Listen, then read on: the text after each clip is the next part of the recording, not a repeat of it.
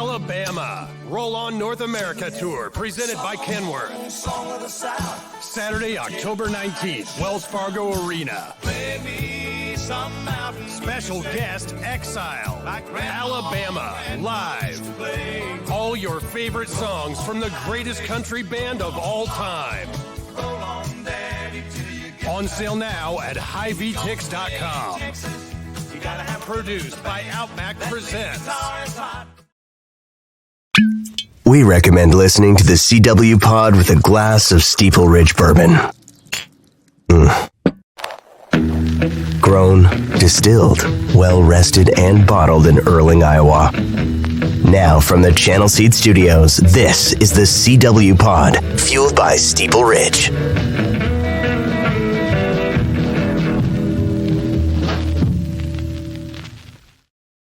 Hey guys, welcome to this week's CW Pod here on Iowa Everywhere. We are, as always, presented by our friends at Steeple Ridge Bourbon. We've got a bye week for the Hawks. Clones are on the road. Night game. That's a whiskey drinking weekend, if you ask me. Go out and buy yourself a bottle of Steeple Ridge today. If you're new to whiskey, new to bourbon, and you're interested in trying something new for the first time, I would recommend the white label of Steeple Ridge. If you're a little more seasoned, maybe you do the black label. That's my personal favorite. That's what I drink constantly. Responsibly, of course, but great people. Thanks to my friend Pat Hoffman and his entire family at the Lonely Oak Distillery in beautiful Erling, Iowa. Okay, my name is Chris Williams, and one of my favorite people in sports joins me on today's podcast. His name is Bill Fennelly. He is the longtime Iowa State women's basketball coach.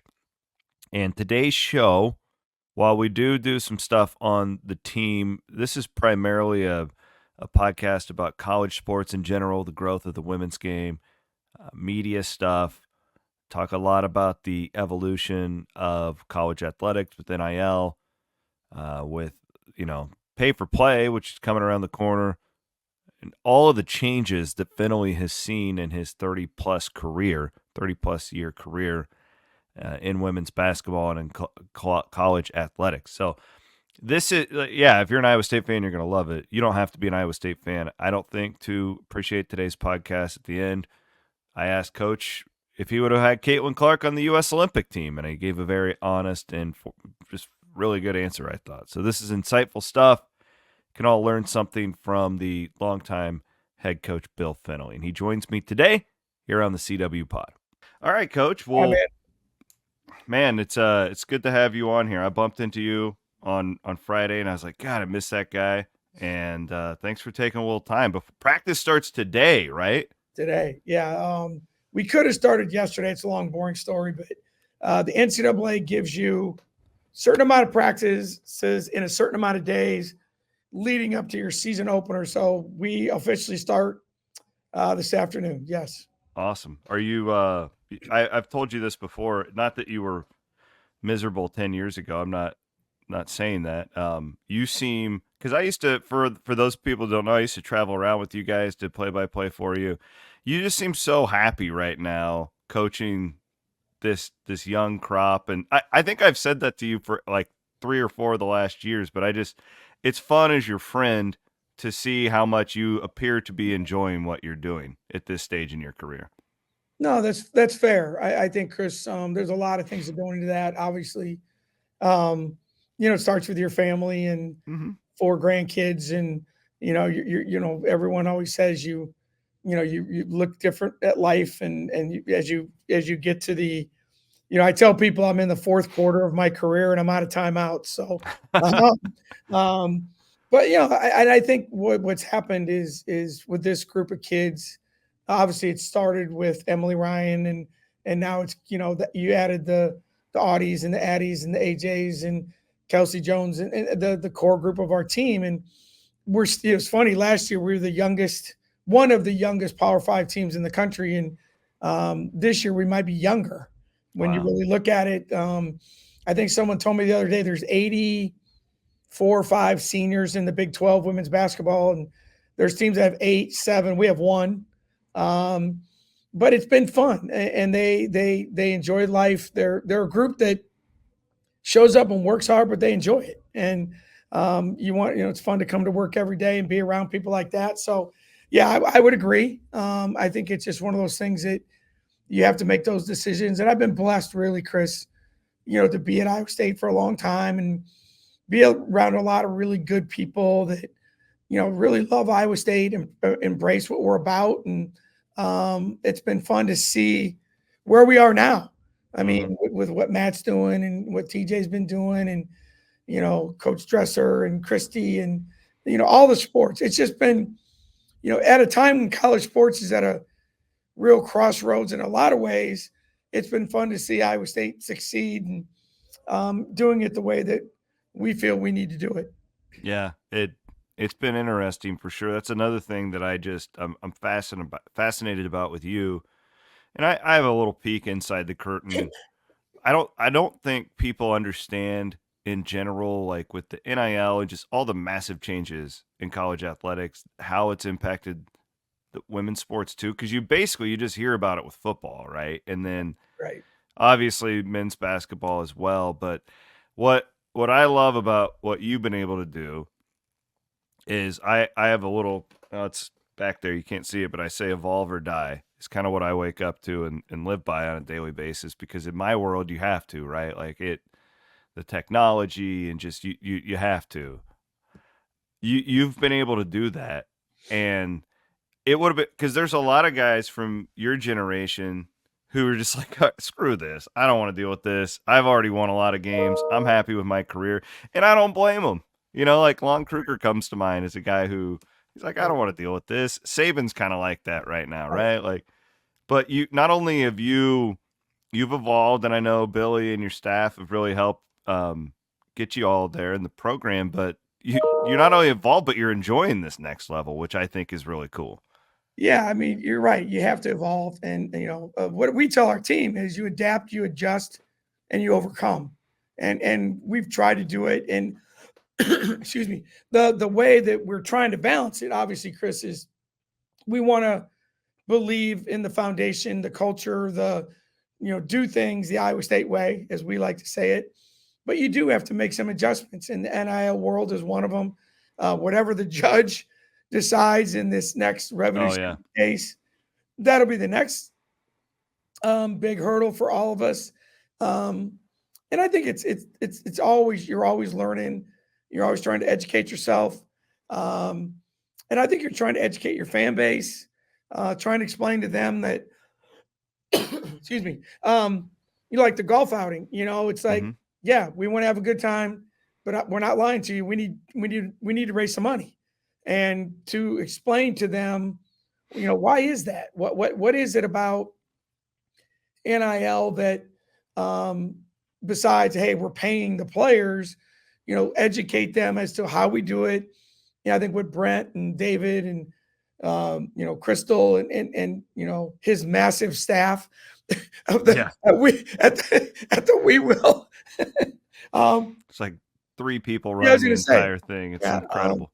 But what they've done and the work they've done, I think our fan base is, I don't know if embrace is the right word. I think they understand it. I think they see why it's there, and hopefully that'll continue. Well, I don't know if I ever told you this specific story. I know I've told the audience. I don't know on this show though. Whatever the next iteration is, I hope it keeps players in the community. I had an experience where my little girl, my oldest, really behind developmentally because of some stuff when she was a baby.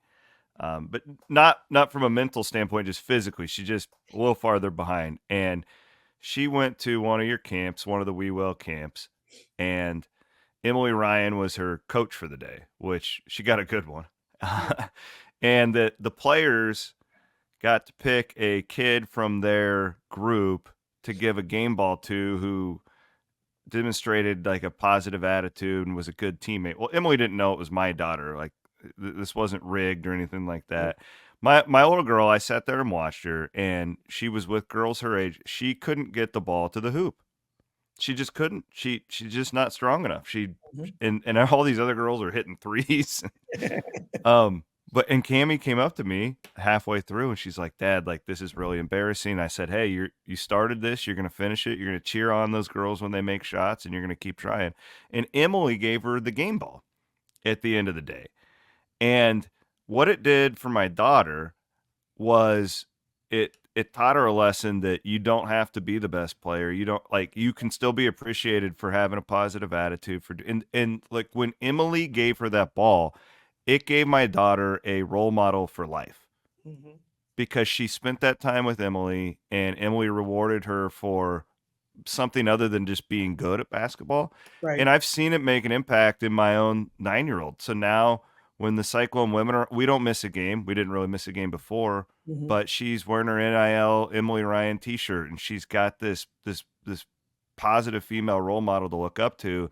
And that's what I love about what's going on now is because I got to see it firsthand as a dad, Right. how impactful having these players out in the community can really be, for another generation. No, I think believe me, I think we all want that to be the mission of us, of our program. But I think that, when you do the NIL stuff, I think the way it started and the way we've created it, the way Brent has done it is a community service based thing. And it's not just, hey, here's some money for nothing. And I think the platform that our players have, Will got to go last Sunday during the off week, open week. Coach McCarney said it's not off week. It's not off. Open week. During the open week, Rocco was playing flag football with 6 kids that a dad had got some auction deal, and Rocco's out there, slinging the ball, and same thing. It's like, yeah. Those are the kind of moments that you never know the impact those kids can make. They do have a unique platform. They're and especially in a community like ours that doesn't have an NFL team, a Major League Baseball team, an NBA team. The Iowa State athletes are such special people, and those are the stories that we try and share with our kids, and the impact they can make is dramatic. Yeah, it certainly has been. And your program you guys were doing this way before NIL. I mean, I know you go to hospitals and nursing homes and you've done all that stuff. A couple of my favorite Iowa State stories are with you and McCarney back in the day, drumming up interest to your guys. So Mac has told me the story about going on Thursday nights and like eating dinner at the frat houses, like basically begging these frat house, hey, here's some tickets. Will you guys please come out to the game? Oh yeah, on Saturday. But you had to do that too. And I don't know like specific stories, but you have in your office like the ticket stub or the program from your first game there where there's like 200 people in attendance or something like that. And now, I mean, you're at what, year 20 of having top 5 attendance in college basketball. It's incredible. And you have set yourself up though, Coach, for future in this because you did all the hard work and people do care about your program so much where I think that you guys said that it's the only golf outing for women's basketball NIL fundraising in the entire country. So, man, that's the fruits of your labor right there. That had to be pretty cool. For people who don't know, on Friday they did a big women's basketball only fundraiser with We Will, and that's where I saw Coach out there. But it is inspiring though to watch in just how engaged your specific fan base is with your program. And it's not just a Johnny come lately thing. We've been seeing this for 25 years. Yeah. I mean, one of the things, Chris, I tell people when I speak or just, when they describe, the fan base, I like to tell people they're emotionally attached. The stories Absolutely. like what Cammie is doing, what Yep. you just said. So where did they meet him? Where did they see him? And it's taken a lot of work. I grew up in Eastern Iowa in a family that my father was really engaged in local politics. And it was a grip and grin, door to door, hand to hand, just engagement. And that's kind of the model we brought here. What I tell our staff is, in women's basketball, Like if right now you announced TJ's got a scrimmage tonight at 8:00, there'd be 8,000 people show up at Hilton. I mean, that's men's basketball. That's football. That's not our world. And for us, like I tell my staff, is marketing and recruiting is like breathing. You do it all the time or you die. Mm-hmm. And for us, it's bring a friend, whatever. Like you said, I do. Like, I'm staring. Sorry, I'm at the door, and there's a box score of my first game at Iowa State that I kind of look at every day when I leave my office. And for the young folks out there, a box score is a printed piece of paper with stats on it. It's not an ESPN app or anything. Remember the old days, the baseball box scores in the paper? Oh, I live man. for that. Oh, yeah. I mean, just all that. But the box score at the very bottom says attendance 310. And the first game. So, and I joked that, I think Deb and I met every single person, and but we were lucky. And I will say this in all honesty, you know what I think of Dan McCarney. And my father told me, he says, Billy, he says, if you die with 5 true friends in your life, 5 true friends that would do anything for you, no questions asked, you called them. He says, you're going to die a lucky person. Well, Dan McCarney's one of my 5.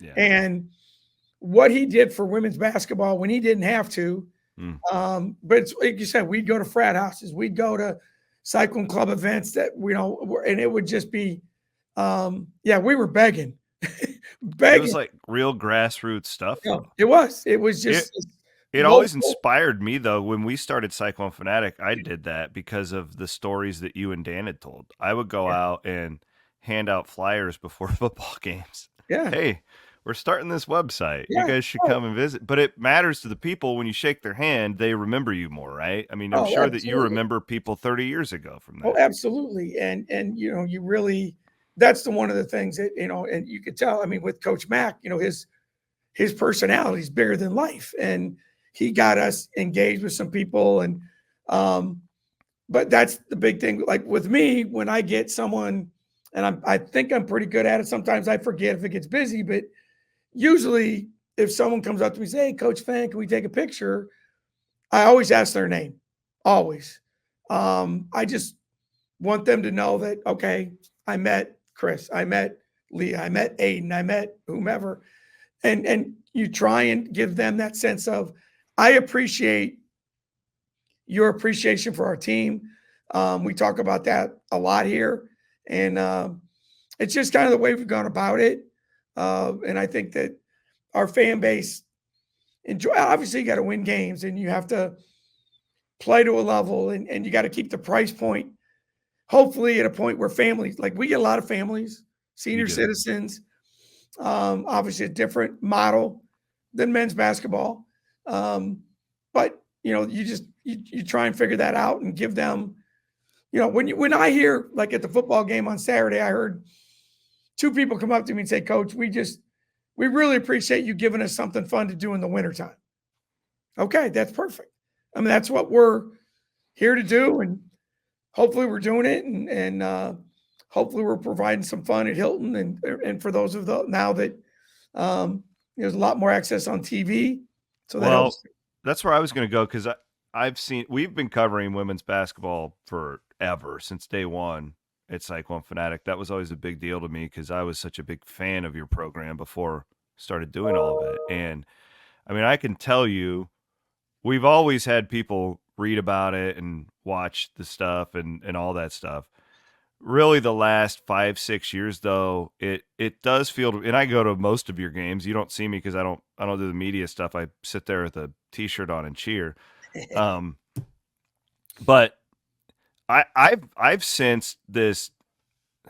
I don't want to say it's gone mainstream. I don't know if that's fair because I think at Iowa State it always has been.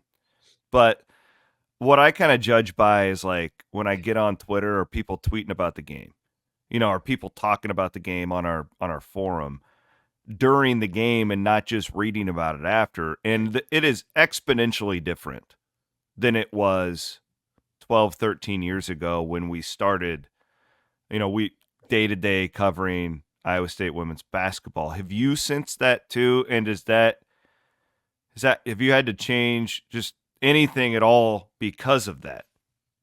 The way Oh, you approach things, not from a program standpoint, but like there's people who they bitch more, to be honest with you, right? When they're a more casual fan. Like, no question. yeah. It's like, we used to be, kind of a niche sport. I think we still are, but the niche got a lot bigger. Yeah. You're right. There are more eyeballs on it. People are more engaged. You can tell. We do discuss it with our team. Be careful what you read on social media, and what's out there is what it is. It's a it's a tool for us, I think, Chris, that can be really, really positive to keep getting the information out and show that your players are not just game stuff, but it can become overwhelming in a negative way. Mm-hmm. And I've seen the good, I've seen the bad, but that's not going to change. That as you know, I mean, it's the world you live in. It doesn't matter. There are people that I honestly believe need to be miserable, and they want to totally agree. They want to complain about whatever. I mean, it doesn't matter. I mean, we could play the best game, or I'm sure something bad. The football team did something wrong and they win 52-7. I mean, oh yeah, I got some of those. Yeah, I mean, it's just yeah, that's just just a lot of those actually. And I think what it is, it used to be people would go to the games, they'd tailgate or go to their house, have a couple of drinks with their buddies, talk about it, and then they'd read an article in the paper or they'd whatever. Well, now it's instantaneous. Mm-hmm. I mean, they can put their opinion out there, and it's just it's a really hard thing, I think, to quantify. And I guess the good side of that is if they weren't bitching about some stuff, they didn't care, I guess. No doubt. I mean, you can look at it both ways. It's just my thing, Chris, is like I get the negativity at times, and people they're passionate, and I get the passion. It's fan is short for fanatic. We all know that. Mm-hmm.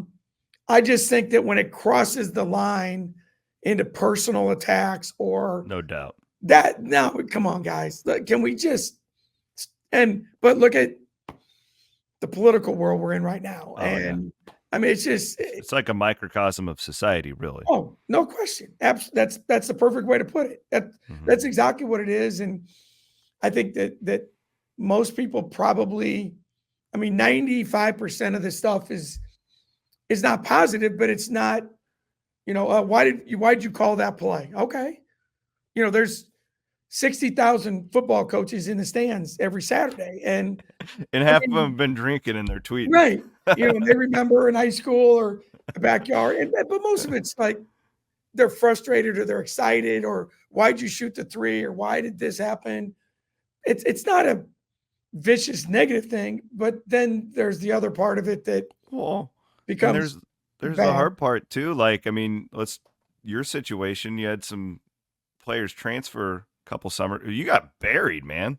Oh yeah. There were people, they were digging your grave. Like it was, yeah. To me I'm a Bill Fennelly guy. Like there's a certain level of satisfaction watching the resurrection, right? And because last year's team, when you guys played Iowa, you didn't beat them, but in that second half, if you didn't walk out of there being like, okay, it's on now, then you aren't paying attention. So I don't know. Like I get motivated a little bit by the haters as well. Do you? Oh yeah, I think the challenge, Chris, and like I said, you deal with it because of your forum is interaction and opinions and whatever, you and Chris and whatever. Now you got Murph and Andy and you got a lot of stuff going.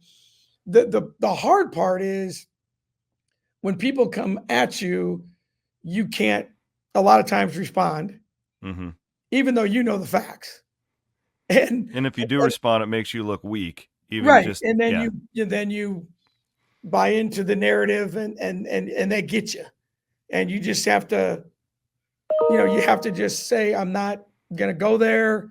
It's hard. It's hard for the players. It's hard for the coaches, their families. But at the end of the day, it's when you know the truth, then you just like, all right, I'll deal with it and keep it internally. And, you just want to make sure that you're handling it as professionally as you can. But it is a part of the job, in my opinion, that has become, I don't know if I don't even know what the right word is. It's very hard, and it's something that you have to pay attention to, because you just want to make sure that you have a grasp of what's going on, and how does it impact recruiting, and how does it impact the fan base, or how do people view one comment compared to another, or it's just it gets hard to manage, and you just have to kind of you got to be willing to just literally not worry about it and move on. How do you? The Deion Sanders made some comments last week that went rounds. He told basically a reporter, I'm paraphrasing, but you're jealous of how much our players make, and that's why you guys are so negative to them, etc. I don't know the answer to this, but I do. My analysis, outside looking in, and I don't blame athletic departments for this because you guys have had so much going on, like everything's been changing. I don't know if athletic departments across the country are prepared for when the players are getting paid, which they are now, but we don't really know how much, right? Like it's all like, oh, well, this guy's when it's public record, and when it's public record out there, and how much is going where. I guess where I'm going with this is, do you think that we're prepared? Because fans are going to view it differently. Like, I'm going to want, if I'm an Iowa State football fan who I live in Johnston, and I want to hear from the GM, why are you spending the money on that? Why don't you put more into the offensive line? Right. And then I don't know what the players, because they're technically not going to be employees, but they are getting paid and they're making more money than most of the people who are paying for season tickets. Like, are you fearful at all of what we might be stepping into in that sense? And do you think we'll get there as far as a level of, because I don't know if you can prepare an 18-year-old for what we're talking about is my thing. I think that's a great point. We've discussed it a lot. Our administration, as you know, Jamie is usually way ahead of the curve on a lot of things. Absolutely. And we have things in place as we prepare, because no one knows, but we're farther along than a lot of people. I think, Chris, that's a great point. It was kind of, there was this unwritten, I don't even know what, I'm a baseball guy, so it's unwritten rule. But it was like the media or fans were like, well, I'm not going to attack player A because he's a college kid or he's a high school kid, but I'm coming after the NFL guys, or I'm coming after Major League Baseball guys. So they're pros. And I can't talk about Rocco Beck, but I can go after Kirk Cousins all I want. All day, every day. Well, now we've crossed that line. And like you said, here comes an 18, 19-year-old kid. Trying to figure that out. Now, I think attacking the media is not a great strategy, in my mind. We know we're broke. This is what I said to it. Deion, you don't got to tell us. We know we're broke, man. Yeah. Yeah. It's like, we're sports writers. Yeah. Telling a school teacher or something, I make more money than you, but I just didn't think, I know they get frustrated and I don't know the whole story either, but I just saying it that way, I don't know that's going to ingratiate you when the kid who is getting paid, who might be your son, at quarterback doesn't play well, or it's and you know how sports is. If Colorado doesn't get that Hail Mary pass, the world's a different place today in Boulder. And no doubt. Right. And I think you can look at, a lot of things. And so I think we do we are worried about that. Yeah, the answer is yes. I have ultimate confidence in our administration to at least have a plan. We've already had people come in, met with our kids to talk about taxes and Yeah, so. I mean, that's good. it just we don't know what the judge is going to say. Like, I think most college programs, and I know ours, can handle whatever we got to handle. If you tell us the rules, the guidelines, best practices, whatever, it's hard to navigate that when you don't know. And like you said, Chris, the numbers that are out there, I don't know that they're accurate. Yeah, it feels. I mean, there's a lot of numbers out there that you're like, what? And I don't. More of these athletes that are just getting pizza money than there is millionaires. Right. Oh yeah, no question. And I think but what the stories you see are, the quarterback at this school, or you see all these valuations of their NIL stuff, and those are the ones you see. It's not the ones that, like you said, get a small stipend because they do community service, or they're not going to retire on the money they're making. I can promise you that. So yeah, I think that's where the rub comes, and hopefully, like you said, once it gets not settled, but once the judge says something, now we can all say, all right, here's the rules, here's how you're going to do it, and let's navigate through the next process. Because as you said, I've listened to you many times. I remember, I thought we Iowa State fans were in major trouble when all the conference stuff happened, and oh my God, I was like, we're in the Mountain West, and I mean, it was DEFCON 5 or whatever. I think I talked to you. You were out on your dock at Clear Lake or something. We're like, what's going on? Yeah, I'm going to go to Boise now or something. So it's working out. I think I'm less worried about Iowa State in particular because this is a fan base that is very connected to Iowa State. There's a lot, like, I always say you don't choose Iowa State because it's cool, or at least you didn't back in the day. There's a lot more of that now. But like, if you're an LSU football fan or an Alabama football fan, like, you don't give a crap about the feelings of that quarterback or that wide receiver who dropped the pass. In your experience, Bill, can you prepare an 18-year-old for thousands of people telling you how much you suck on social media, tough guys? Is that even possible? No. I don't think so either. Glad you said that. No, it's not. I mean, you can talk about it and you tell them, hey, ignore it. We know how good you are. You can imagine some of the stuff Audie Crooks is seeing on social media. It's sickening. It's that's a good word. And there's been many shame moments, on those people.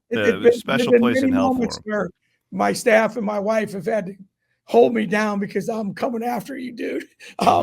But it's impossible. The good thing is, you try and get families involved, and you try and get them to understand it. But I honestly, in my opinion, I mean, it hurts me. I'm 67 years old, to hear some things. And I'm sure, not everything you see or read is like, makes you smile. So it's like, when you're a young person, you don't have life experience, and you're like, why are they doing this? Aren't they fans? Or what did I do wrong? Like, that's the whole thing. It's like most young people, Chris, they just like, tell me what I did wrong, or what did I do to you? And I just don't think they can process that. And now that's why, all the mental health stuff that they go through, and that's the big thing. And I think it's going to get worse.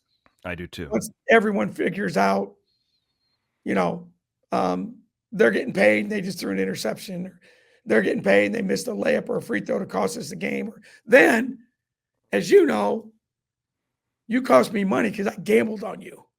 Oh yeah. And now it's like, okay, now we got a whole nother level. Which is this whole other thing. Yeah. What was it? The Auburn quarterback said the people were asking him to Venmo them money because he cost them because he lost a bet. Yeah, it's crazy. Like, some of the stuff when I got into this, that you'd be afraid to even like look at a student athlete because you didn't want compliance to think that, like, if you were a booster, and now, like, just this whole world is just, it's bonkers. I keep staying on this media thing and like the players. It's because I care so much. Like, I remember being 18 and how stupid I was, and mentally ill prepared for anything. 2, I could never acknowledge what these players are going through with the visibility that they have. And 3, it's just like, I thank God every day Twitter didn't exist when I was in college. I would have gotten canceled. Like, I'd be over. Like, I wouldn't have a career because I wasn't even developed, right? I didn't, and I still don't think I am at 40. I do dumb things all the time, right? Like I've talked to a lot of, Fred Hoiberg told me this. One of the greatest, and thinking and praying for Fred. He's got his procedure on Friday, but yep. And his beautiful family. But he told me, he's one of the greatest players and representatives of Iowa State ever.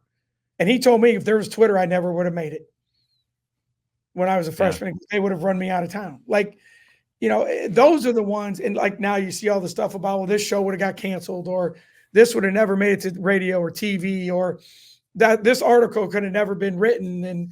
And now these athletes are coming in, and where are they getting that foundation? Their parents can only do so much.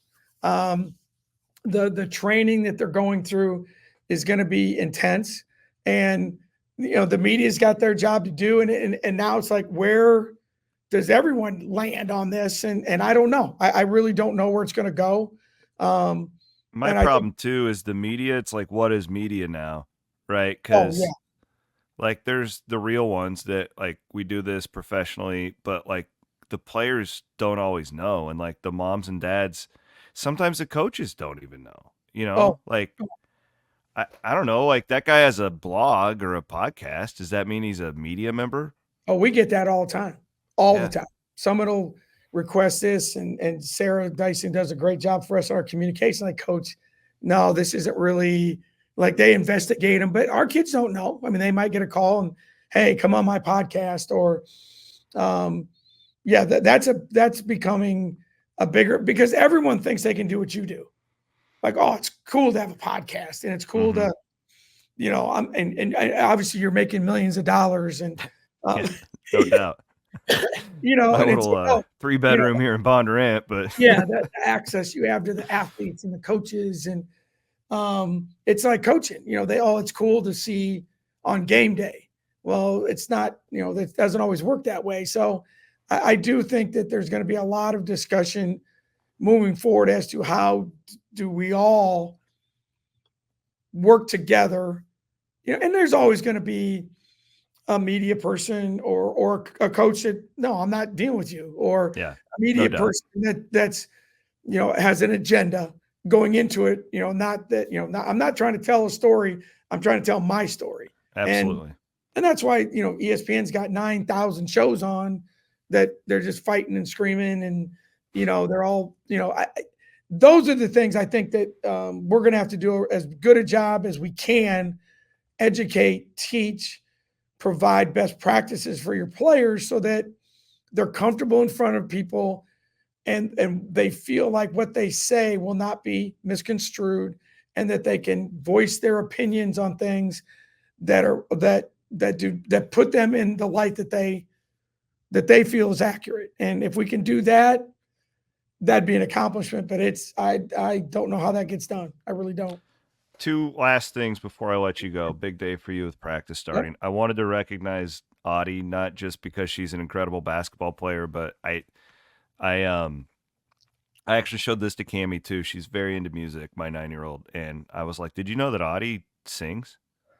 And I pulled up a clip of her singing the national anthem at the state tournament her senior year. Right. And I say this all the time, like, if you want to talk real name, image, and likeness, like the actual definition of it, there's no more valuable athlete at Iowa State than Audie Crooks, because it's her smile, it's her personality, and she's really good at basketball, right? Like, she is. How incredible is she in your words when you put it all together like that? I don't know, Chris, if I've ever been around anyone like her. I really don't. Amazing mother, great family. The community of Algona, they joke it takes a village. The whole community has raised her. And you go to the Cyclone Club event in Algona, and I've been doing these a long time. She had a longer line than Matt Campbell. That tells you something. But awesome. So many of the people I met were like, well, I had Audie in the school play. I had Audie in band. I had Audie like it wasn't basketball related. I mean, she plays music. She just is a kid that enjoys life, appreciates the people in her life, wants to be viewed as a well-rounded person, not just a basketball player. The way she handles post-game press conferences is amazing. And she's someone that, you're right. I mean, I think she is a walking definition of the name, image, and likeness model. And I think she's done so much for so many already, and she's excited to get back at it and hopefully have another great year. Last but certainly not least, I mean, you're one of the OGs in women's college basketball. Because we kind of led this thing off. There's 300 people at your first game, whatever. This boom over the last 5-6 years, really, I would say 2020 on is when it's really kind of begun. Made so much progress. I think the sport is. I always say it's a Steph Curry effect. I don't know if it's true, but when I go and watch my nieces play, and the product is not only better at the high major level, but all the way down from what I see. Mm-hmm. No question. Where do you want to see this in 10 years? Like where do we go from here? Because we've already seen huge steps. TV ratings are up. People are giving it more respect. What's the next step, do you think, for your sport? I think the next step would be, Chris, that the sport continues to grow in a talent level. The WNBA is expanding to more teams, more opportunities for young people to dream to be professionals. And like anything, I hope that the dialogue is more focused on the game. That we celebrate people like Caitlin Clark and what they've done for women's basketball, rather than, it becomes a Angel Reese racial thing.